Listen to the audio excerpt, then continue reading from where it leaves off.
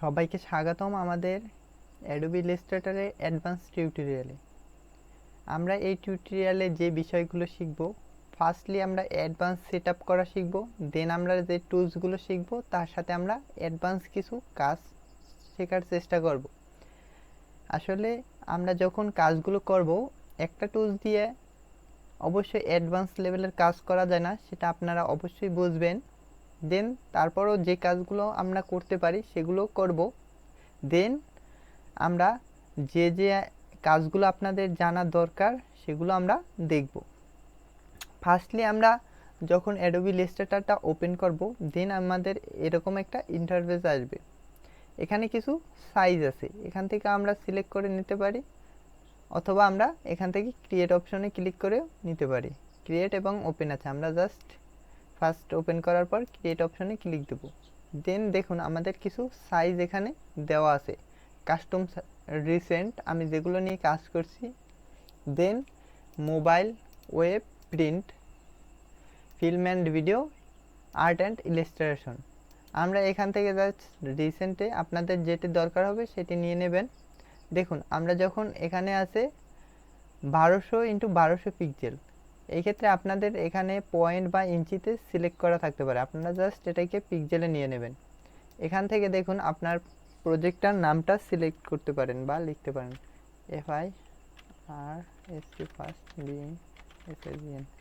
ওকে, দেন আমরা এখান থেকে দেখুন আমাদের যখন 1200x1200 পিক্সেল সিলেক্ট করা আছে, দেন এই কিন্তু আর্টবোর্ড নেওয়া আছে আমার দুটা।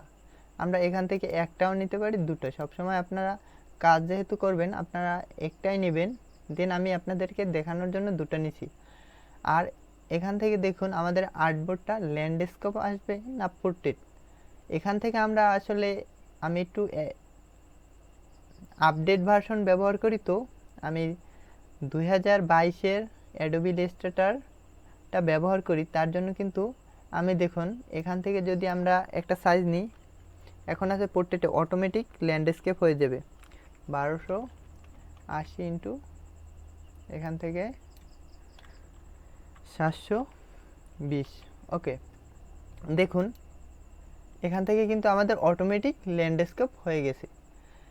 এই ক্ষেত্রে আমরা দেখুন এখানে টপ, বটম এবং লেফট রাইটে কিছু সংখ্যা আছে পিক্সেল নেওয়া। এটা হলো আমাদের যে এই আর্টবোর্ডটা নিলাম, এটার পাশে কিছু আমাদের নির্দিষ্ট রেখা থাকে, এটাকে আমরা কমিয়ে বা বাড়িয়ে নিতে পারি।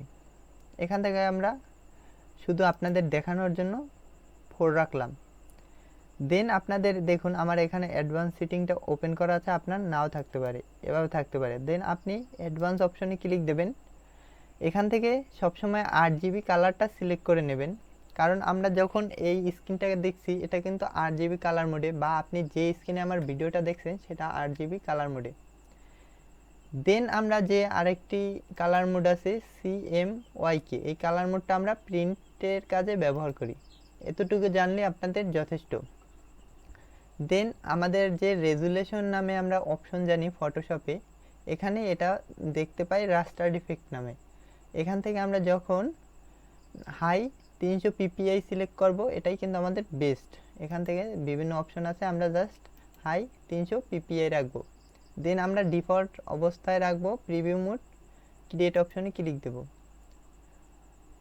দেখুন আমাদের যখন দুইটি আর্টবোর্ড সিলেক্ট করছি তখন কিন্তু আমাদের দুটি আর্টবোর্ড এসে গেছে।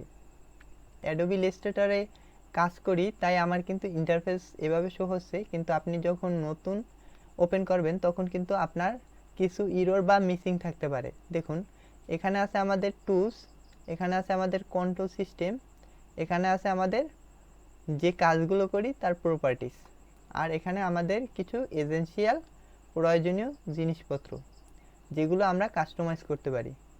ফার্স্টলি এই টুলস বারটা আমরা কিন্তু এখান থেকে যে কোনো স্থানে নিয়ে রাখতে পারি। আমরা যখন কোনো ভিডিওর কাজে শর্ট ভিডিও করি তখন কিন্তু আমরা যে কোনো জায়গায় স্থাপন করতে পারি আমাদের ভিডিওর জন্য। বাট দেখুন আমার এখানে কিন্তু সবগুলো টুলস আছে, আপনারা যখন ফার্স্টলি ওপেন করবেন দেন আপনাদের কিন্তু এই অ্যাডভান্স টুলস বারটি নাও থাকতে পারে। এখান থেকে আমরা জাস্ট ক্রস করে দিই। এটাকে আনার জন্য আমরা উইন্ডোজে যাব, চলে যাওয়ার পর টুলস বার, এখান থেকে আমরা বেসিকে ক্লিক দিলাম, দেখুন আমাদের টুলস বারটা কিন্তু আসলে ছোট হয়ে গেছে বা আমাদের অ্যাডভান্স টুলসগুলো নাই। দেখুন আমরা যখন এটাকে রাখবো, যখন আমাদের একটা নীলা অপশন আসবে বা রেখার মতো, তখন কিন্তু আমরা এটাকে ছেড়ে দিলে ঠিকমতো সেটা পাবে। নয়তো দেখুন আমরা যখন এভাবে ছেড়ে দিই এটা কিন্তু উপরে থেকে যায়। এটাকে আমরা যখন আবার অ্যাডভান্স অপশনগুলো নিয়ে আসতে যাব, তখন আমরা উইন্ডোজে যাব, টুলস বারে যাব, জাস্ট অ্যাডভান্সে ক্লিক দেবো। দেখুন আমাদের অ্যাডভান্স টুলস বারটি কিন্তু এসে গেছে।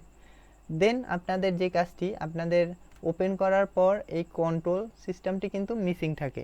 দেখুন এখান থেকে উইন্ডোজে জাস্ট কন্ট্রোল, এখান থেকে আপনারা জাস্ট উইন্ডোজে গিয়ে কন্ট্রোলে সিলেক্ট করলে কিন্তু কন্ট্রোলটা চলে আসবে।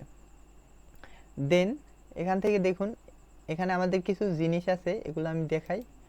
জাস্ট উইন্ডোজ আমার স্পেস, এখানে দেখুন আমাদের কিন্তু বিভিন্ন বিষয় আমরা যখন কাজ করব, painting, layout, printing, typography, web, যখন জায়গা নিয়ে কাজ করব তখন কিন্তু আমরা সেই বিষয়টি দেখুন। আপনারা যখন টাইপোগ্রাফি নিয়ে কাজ করবেন এটাকে সিলেক্ট করতে পারেন। এটা কিন্তু আমাদের লেখার যতগুলো ফরম্যাট আছে, লেখার কাজে কিন্তু আমাদের সাহায্য করবে। এখান থেকে জাস্ট আমরা আসলে সবসময় আমাদের ওয়ার্ক স্পেসটা যারা নর্মাল ডিজাইনার হিসেবে, তখন আমরা রাখি এসেনশিয়াল ক্লাসিক। এখান থেকে আপনি ক্লাসিক রাখবেন। যখন দেখবেন এখান থেকে কিছু টুলস বার মিসিং, আপনি এখান থেকে উইন্ডোজে গিয়ে ওয়ার্ক স্পেসে গিয়ে এসেনশিয়াল রিস্টার্ট ক্লাসিকে দেবেন। দেখুন এখানে আমাদের কিছু অপশন আছে, আমরা এটাকে এভাবেও রাখতে পারি। দেন দেখুন আমাদের এই অপশনগুলো কিন্তু আমাদের একটা সমস্যার সৃষ্টি করছে। এখান থেকে আপনি জাস্ট ক্লোজে দিতে দেবেন। দেখুন আমাদের কিন্তু প্রপার্টিজ অপশনটি চলে গেছে। এটাকে আমরা যখন নিয়ে আসব তখন আমরা জাস্ট উইন্ডোজে গিয়ে এখান থেকে প্রপার্টিজটা সিলেক্ট করব, পাথফাইন্ডারের নিচে পাথফাইন্ডার প্রপার্টিজ, ওকে। দেন আমরা এটাকে জাস্ট দেখুন আমাদের যখন নীলা একটা অপশন আসবে দুদিক থেকে বা চারদিক থেকে, তখন আমরা এটাকে জাস্ট ছেড়ে দেব। দেখুন